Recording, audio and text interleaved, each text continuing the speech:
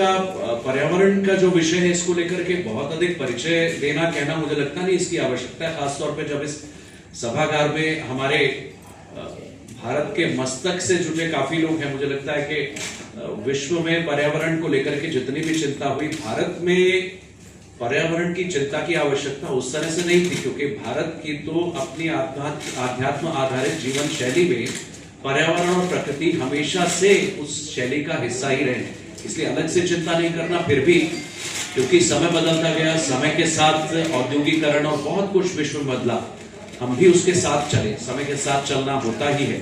उसके कारण कुछ चुनौतियां भी आई, लेकिन मुझे लगता है कि भारत ने उन चुनौतियों का अच्छे से सामना किया है। आज हम जब यहाँ इकट्ठे हुए और खासतौर पे हमारे पहाड़ों से जुटे बंधु, उत्तराखंड के जुटे अलग अलग संगठनों के लोग, बहुत सारे आंदोलन हमने पहाड़ों में अपने बचपन से सुने हैं, चिपको आंदोलन से लेकर के बहुत कुछ हमें याद आता है। आज उन सबको याद करने का भी समय है, आज की चुनौतियों को चर्चा करने का भी समय है, फिर आने वाले समय के लिए हमारे पास क्या समाधान है और किस दिशा में हम आगे जाने वाले हैं। श्याम जाटू जी उस पर हमें और अधिक मार्गदर्शन दे सकते हैं, उस पर रोशनी डाल सकते हैं। सबसे पहले मैं इस अमर संदेश और इस कार्यक्रम के पूरे रूपरेखा की चर्चा के लिए अमरचंद जी, जरा आप संपादक हैं अमरचंद जी, अमर संदेश समाचार पत्र के। अमरचंद जी को मैं आग्रह करता हूँ कृपया आएंगे, जरा कार्यक्रम की रूपरेखा एक बार सबके सामने रखें। अमरचंद जी, से इस तरह के आयोजन पहले भी करते रहे। आज पर्यावरण दिवस के अवसर उपलक्ष्य में हमने ये आयोजन की रूपरेखा रखी, इसमें आप सब महानुभावों ने आकर उपस्थित देकर हमें जो आशीर्वाद दिया वो हमारे लिए बहुत ही सराहनीय है। और पर्यावरण दिवस पे जो कार्यक्रम हम करते हैं, पहले हम कई बार दिल्ली में अपने गांव में भी मैंने इस कार्यक्रम किया था। मेरा मकसद ये है कि पर्यावरण के बारे में जो भी जानकारी जन जन तक पहुंच सके, अखबार के माध्यम से या इस तरह के कार्यक्रम के माध्यम से, ये मेरा पूरा प्रयास रहता है। और मैं आप सभी महानुभावों का इस दिल के गहराई से अपना आभार प्रकट करता हूं कि आप एक छोटे से संदेश में आप सब लोग यहाँ आए, उसके लिए मैं आप सबका आभार प्रकट करता हूँ। धन्यवाद। थोड़ा है चेयर अभी आ रहा है, इसलिए दिक्कत थोड़ी हो गई है। पीछे लोग खड़े हैं, अभी मैंने कहा है चेयर आ रही है, थोड़ा सा आप लोग संयम बनाए रखें और कार्यक्रम को और अच्छा रहेगा अगर आप लोग थोड़ा संयम बना के एंजॉय करेंगे। यहाँ डांस भी है, गाना भी है और लोग बोलेंगे भी। हमारे मुख्य अतिथि श्याम जाटू जी हैं, उनका बहुत बहुत स्वागत, जो वो भी यहाँ पे आए हैं और टाइम से आए हैं और कार्यक्रम शुरू होने वाला है। धन्यवाद। तो पीछे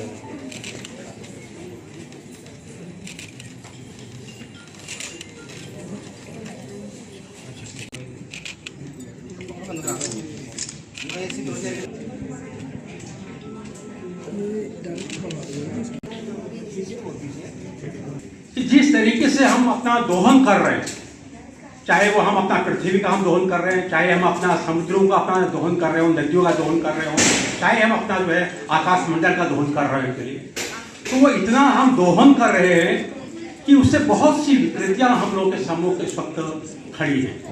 उन विकृतियों में मैं आपको जिक्र करता हूँ कि ऑस्ट्रेलिया के जो हमारे टापू हैं, उनमें आपने अगर कभी आपने नजर दौड़ाई हो या आकलन किया हो या उन शोध कार्यों को पढ़ा हो, तो आपने देखा होगा कि अपना जो है बड़ी बड़ी व्हेल मछलियां अपना जो है, जो कि काफी गहरे समुद्रों में अपना रहती थी, वो गहरे समुद्र जो कि हमारा जो अपना एवरेस्ट है, अगर उसको उसमें अगर हम डुबोया जाए तो वह भी जो है उसके अंदर पूरा समा जाए। इतनी बात क्या, इतने गहरे समुद्र हमारे हैं, तो वहां से जो बड़ी बड़ी अपना जो जीव जंतु है, जो मछलियां हैं, इतनी बात यह है वो वहां से व्हेल जिसको हम कहते हैं, वो वहां से अपना उठ के जो है अपना जो अपना टापुओं के किनारे जब अपना लगी है, और उसके बाद जो भयावह बंजर दिखा है एक्चुअली ऑस्ट्रेलिया के अंदर, वो सबके सामने है। क्यों? क्योंकि जिस तरीके से वायु का, पृथ्वी का और जिस तरीके जल का जिस तरीके अपना दोहन किया जा रहा है, सिर्फ इसलिए कि हम जो है मतलब कितना अपना कमा ले, कितना खा ले और कितना किस तरह क्या कर ले की बात यह है। तो इस पर जब तक हम अपना पूरा एक अपना ये रहे कि अपना संकुचित तरीके से उनका अपना एक संतुलित तरीके से अगर हम दोहन करने की अगर विधियों को अगर अपनाएंगे तो सब कुछ ठीक ठाक रहेगा। अमर संदेश समाचार पत्रिका द्वारा आयोजित इस कार्यक्रम पर्यावरण दिवस और संस्कृति के लिए हम लोग यहाँ पर उपस्थित हुए, क्योंकि हम तो कलाकार हैं, इससे ज़्यादा तो बोल नहीं सकते किसी चीज़ के बारे में, लेकिन ये है कि पेड़ पौधे लगाना बहुत ज़रूरी है। हमें लगाना चाहिए अपनी तरफ से जितना हो सके, जिनसे हमें सांस मिलती है वो सब चीज़ें। लेकिन एक गीत मैं अपने गीत के माध्यम से आपको बताती हूँ, 2 लाइन आपको सुनाऊँगी।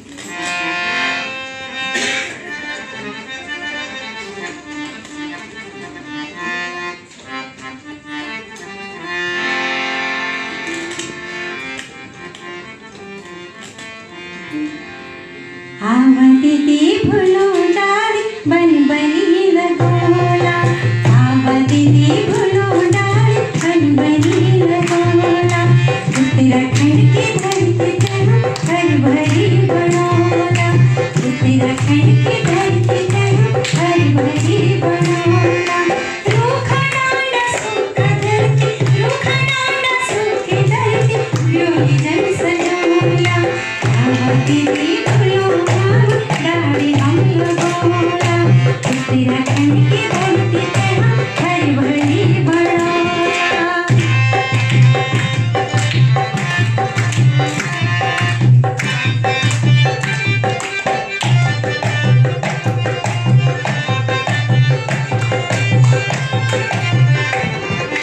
हरी भरी सारी फूल बेल हरे पाती, हरी भरी सारी फूल बेल हरे पाती, पर्यावरण का सच्चा छन साथी, पर्यावरण का सच्चा छन साथी। आवा दीदी भूलो डाली गौरा हम भेटोला, आवा दीदी भूलो डाली गौरा हम भेटोला। रूखा डांडा सूखी धरती, रूखा डांडा सूखी धरती, जोगी जन सजोला, आवा दीदी भूलो उत्तराखंड की धरती पे हम हरी भरी सजोला। सब बजाएंगे ताकि आवा दीदी भूलो डाली बन बनी लगोला, डांडा सूखा डांडा हरी भरी बनोला, आवा दीदी भूलो डाली बन बनी लगोला।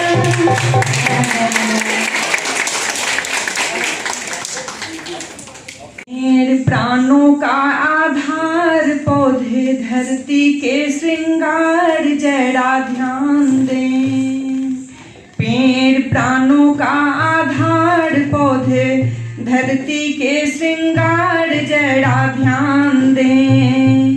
धरा का यह सुंदर उपहार, झीलें नदियाँ और पहाड़, जरा ध्यान दें।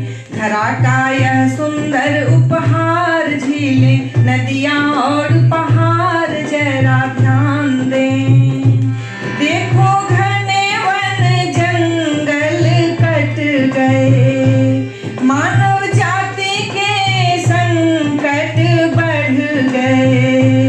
देखो घने वन जंगल कट गए, मानव जाति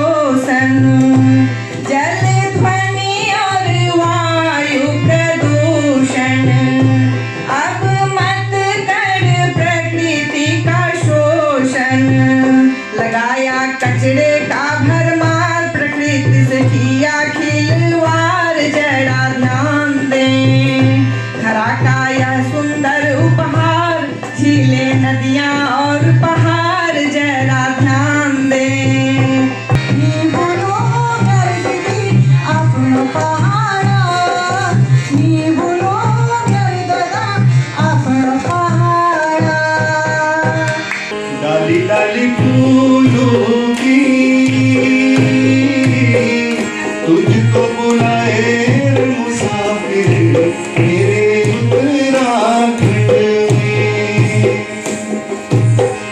बादलों की ओढ़ के ओढ़नी वादियाँ गीत सुनाए मीठे मीठे मेरे उत्तराखंड में।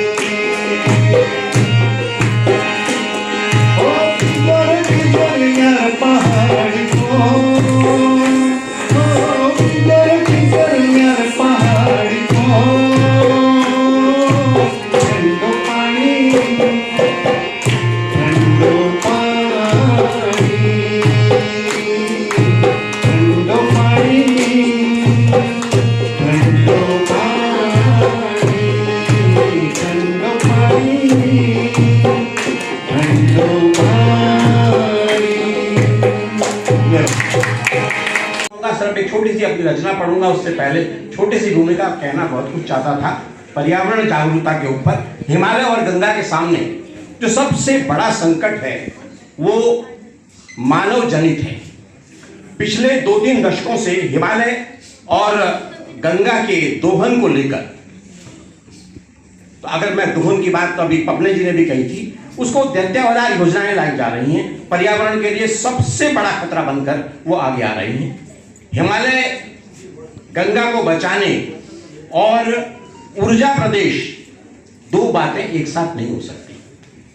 नया नारा कि ऊर्जा प्रदेश, तो इसलिए यहां पर एक छोटा सा बिंदु मैं आपके सामने रख रहा हूं कि भूमि शास्त्री मानते हैं कि हिमालय दुनिया का सबसे कच्चा पहाड़। उत्तराखंड के विशेष रूप से वहां से संबंधित हूं, उस पर बहुत गहराई से सोचना है कि भूमि शास्त्री मानते हैं कि हिमालय दुनिया का सबसे कच्चा पहाड़ है।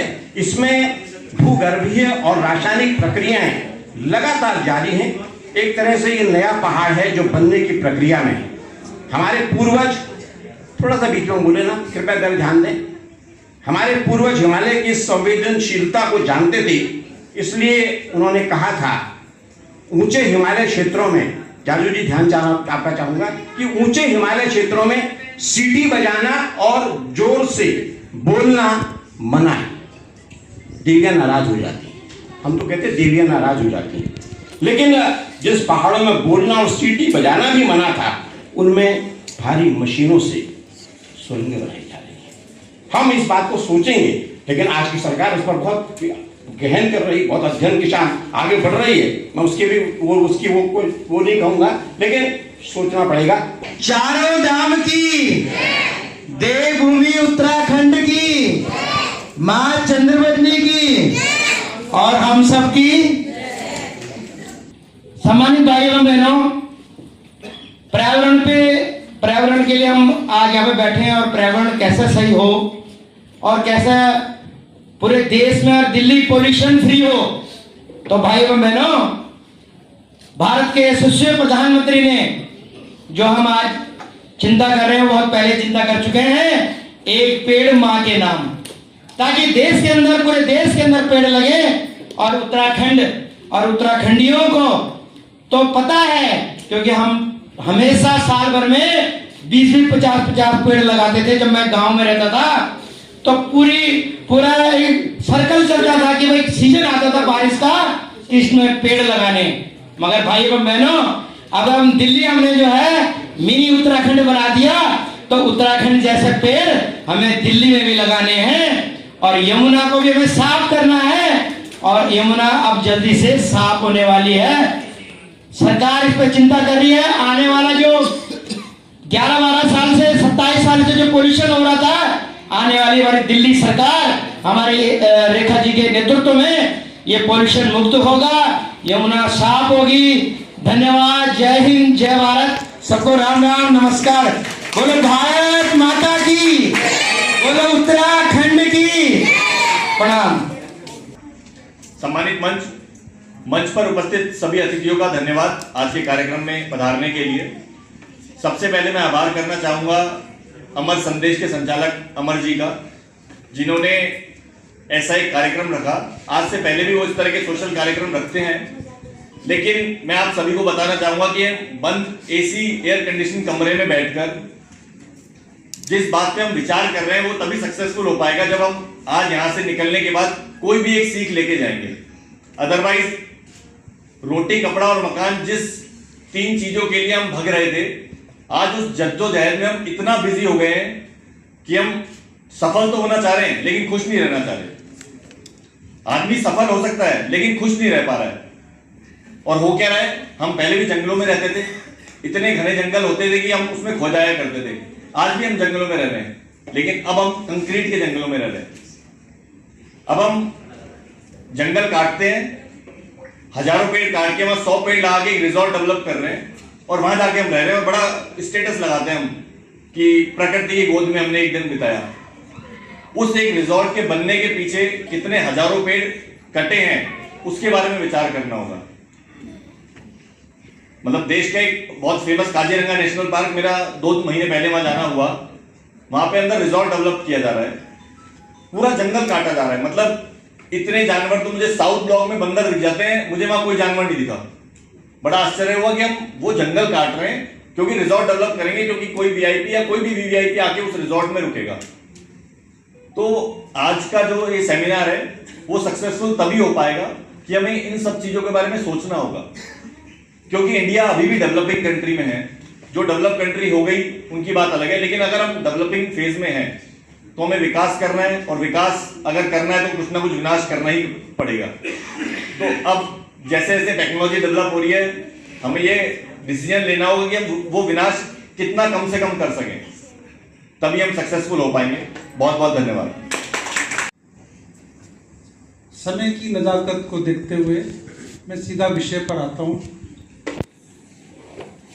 ऋग्वेद में जल और वायु को देवता के रूप में परिभाषित किया गया है। अगर हम ऋग्वेद में सनातन धर्म में आस्था रखते हैं तो हम देवताओं के साथ कैसा बर्ताव करते हैं, हम उनकी पूजा करते हैं, वंदनीय है, पूजनीय है। तो हमारा कोई ऐसा कृत्य ना हो कि हम अपने देवता को रुष्ट कर दें।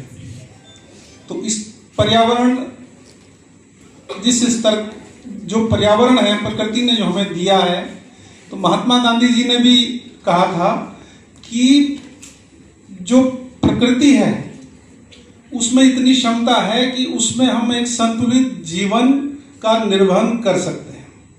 पर्यावरण बहुत गंभीर सब्जेक्ट है और ये पिछले विगत कई सालों से एक फैशन सा बन गया है कि हम लोग पर्यावरण पे गोष्ठियाँ करते हैं और उसके लिए खरबों रुपया खर्च करते हैं। ये हम ही नहीं बल्कि पूरी दुनिया के अंदर में ये काम चल रहा है। पर्यावरण ये अभी पिछले 20, 25, 30 सालों से ये मनाया जाता है। उत्तराखंड में पर्यावरण दिवस वर्षों से मनाया जाता है। इसे हरियाला कहते हैं। हमारे यहाँ हरियाला एक पर्व है जिस दिन पर्यावरण को बचाने का संकल्प होता है। त्योहार के रूप में हम लोग उसको मनाते हैं और ये वर्षों से आ रहा है। जब ये पर्यावरण की बात भी दुनिया ने नहीं सोची थी, तब से हमारे यहाँ उत्तराखंड में पर्यावरण को बचाने के लिए हरियाला पर्व किया जाता है, जिस दिन पेड़ों की पूजा की जाती है और नए पेड़ पैदा किए जाते हैं। इसी तरह हमारे यहाँ फूलदेई भी होता है। पंजी यहाँ पे बैठे, इनको पता होगा कि फूलदेई कितना प्रसिद्ध त्योहार है। ये पर्यावरण से जुड़ा हुआ त्योहार है। हम लोगों ने देश को चिपको आंदोलन दिया, देश को नहीं दुनिया को चिपको आंदोलन दिया। सुंदरलाल बहुगुणा, चंडी प्रसाद भट्ट, गौरा देवी, ये 3 ऐसे विश्व प्रसिद्ध नाम हैं जिन्होंने दुनिया के अंदर में एक कीर्तिमान स्थापित करके लोगों को ये बताया कि पर्यावरण को बचाना क्यों जरूरी है। अभी हम लोग विकास की अंधी दौड़ में दौड़ रहे हैं। हमें बड़ा अच्छा लगता है मोबाइल से 2-2 मिनट में फोन पे बात करना, लेकिन हम में से जितने हमारी उम्र के लोग बैठे हुए उनमें से मैं अच्छी तरह जानता हूँ कि 80% लोग ऐसे जिनके कान खराब हो चुके होंगे, इनको प्रॉपर तरीके से सुनाई नहीं दे रहा होगा। ये अंधे विकास की दौड़ है। हमारे गांव में अगर 100 साल का बूढ़ा भी होता है, अगर हमने चुपके से कोई चुगली कर दी ना उसकी, तो चुपके से वो समझ जाता है कि मेरे बारे में कुछ कह दिया। इसी तरह जो अंधी दौड़ में हम लोग विकास की दौड़ में दौड़ रहे हैं, नेशनल हाईवे बना रहे हैं, बड़े बड़े टूरिस्ट हाउस बना रहे हैं, बड़े बड़े रिसोर्ट्स बना रहे हैं, ये एक अंधी दौड़ है। विकास होना चाहिए, इसमें कोई दो राय नहीं है, लेकिन विकास के साथ साथ पर्यावरण को अगर हम लोग सुरक्षित नहीं रखेंगे तो हम ज़्यादा दिन नहीं चल पाएंगे। हरेला उत्तराखंड में होता है, गंगा, हिमाचल, केदारनाथ, बद्रीनाथ और इन सब तीर्थों में आने वाले लोगों की चिंता करना, और तो भी नैसर्गिक पर्यावरण की चिंता करना, ये उत्तराखंड के ब्लड में है। उत्तराखंड, इसलिए उत्तराखंड के यहाँ बैठे हुए लोगों को पर्यावरण दिवस का संदेश अलग से देने की आवश्यकता नहीं। संयोग से देश के प्रधानमंत्री नरेंद्र मोदी जी, इनके साथ 3 बार केदारनाथ जाने का मुझे मौका मिला, उनके सानिध्य में मैं वहां पर दर्शन कर पाया। उनकी इस सब विषयों में जो रुचि है, अभी हरिपाल जी जो बोल रहे थे, ये जितनी चिंता हम सब लोगों को है, इससे कई गुना चिंता ज्यादा उनको है। हम अगर आंकड़े देखेंगे, मोदी जी आने के बाद गंगा निर्मल करने के लिए कितना बजट मंजूर हुआ, कितना खर्च हुआ, 12,000 करोड़ रुपया केदारनाथ के लिए ऑल वेदर रोड के लिए दिया, 18,000 करोड़ रुपया बद्रीनाथ तक ट्रेन जाने के लिए दिया गया। अब विकास और विनाश की चर्चा चल रही है। चावला जी बहुत अच्छी तरह से कंडक्ट कर रहे थे कार्यक्रम, तब उन्होंने बोला विकास और विनाश, ये तो लड़ाई चलेगी, पर उसके साथ इसका ध्यान रखने वाले लोग, और हमारी कल्चर में तो क्या है मुझे बताओ, कुआं पूजन हम करते हैं, आंवले के पेड़ के नीचे जाकर खाना खाते हैं, हमारी पैदल कलश यात्रा चलती है, हम गंगा का पानी लाकर अपने गांव के मंदिर में देते हैं। पैदल क्यों जा रहा है? वहां गाड़ियां नहीं है, वहां कार नहीं है उसके पास, नहीं, वो समाज जीवन से एक होकर वहां पर जाएगा। संयोग से एक बार मोदी जी को यह पूछा गया कि क्यों कर रहे हैं ऐसा। आज अगर आंकड़े आप देखेंगे, कितने तीर्थयात्री कैची धाम में जा रहे हैं, केदारनाथ जा रहे हैं, बद्रीनाथ जा रहे हैं, पूरे विश्व को वहां जाना है, तो केवल एंजॉय करने के लिए नहीं जा रहे। एंजॉय करने के लिए हरिपाल जी ने जो कहा, उनको 5 स्टार में रहना है, उनको एंजॉय करना है, उनके लिए बहुत जगह है, वहां वो जाएंगे। वहां वो श्रद्धा के लिए जाता है, वहां वो श्रद्धा के भाव से जाता है, वहां का मैसेज पूरे विश्व में जाता है। भोजन और आपका स्वागत अमर संदेश आपको विजय भंडारी जी हमारे बीच, हमारे उत्तराखंड से कहेंगे उनका स्वागत सौल भाई बड़े परमिंदर रावत जी, समाज सेवी सर इधर हमारे बीच, समाज सेवी अनिल पंत जी हमारे बीच, हमारे भाई जिनका ये मार्गदर्शन महाराज अग्रसेन कॉलेज मौजूद, 3 लोग गायिका कवियत्री श्रीमती लक्ष्मी नोडियाल जी मौजूद हैं। आप मंच पे सर इधर सर आपके द्वारा किया जाए। रंगमंच कलाकार महिलाओं आपको भी मौजूद है, उनसे अनुरोध करूंगा कि आप आए, आपका कर कमलों द्वारा सौल से सम्मान किया जाएगा। आप अनुरोध करते हैं कि आप आए और आपको हम सम्मानित करके अपने आप को नेगी जी जो नौली इतनी सुर में गाती हैं कि आपको गौरवान्वित महसूस करता है। आप आए मंच पर, मंच का आप सहयोग करो, यहाँ पे आ जाए। छोटी बहन है मेरी, उनके नाम लेने मुझे देरी हो गई। बड़े सुजीत ठाकुर जी से भी अनुरोध करेंगे आप मंच पर। हमारे कलाकार और भारत सरकार